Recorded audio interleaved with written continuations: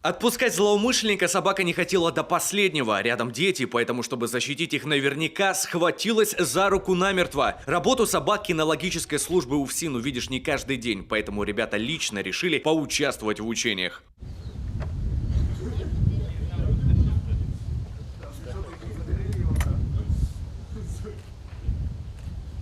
Без единой ошибки четвероногий друг находит всех спрятавшихся школьников. Для собак это не проблема, говорят кинологи. Их обонятельные рецепторы различают до 500 тысяч запахов. Ищи. Вот, задержим. А здесь гости увидели, как действуют сотрудники уже без помощи собак и оружия. Ноги под себя. Руку в сторону. Пальцы растопырить с правой ноги. Марш. Как обезоружить злоумышленника, будь он один или же целая банда? Подобно голливудским героям, сотрудники ФСИН разряжают ногами автоматы и легкими движениями бросают противников вдвое больше их. Далее специализированный транспорт для конвоирования заключенных. На минуту ребята оказались по ту сторону решетки. Признаются, ощущение неприятное, но с любопытством ничего не поделать. Рядом же расположился БТР. С такой тяжелой техникой многие встречаются впервые, поэтому без селфи не обошлось.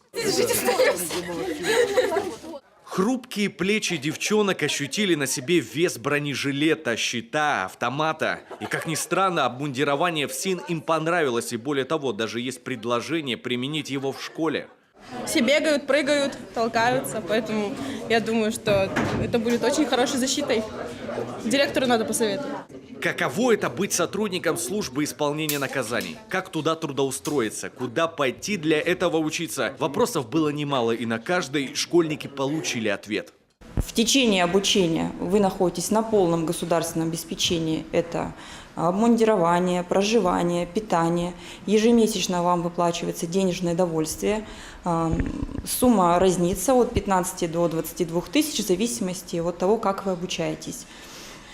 Кроме того, по окончании обучения вы можете претендовать на получение жилплощади. Такие условия многих ребят действительно заинтересовали. Время для раздумий еще есть. Ну а сам урок мужества завершился, как полагается, полевой кухней. Гости управления отведали каши и горячего чая. Евгений Ершов, Олег Жуковский, телеканал Юрган, Сыктывкар.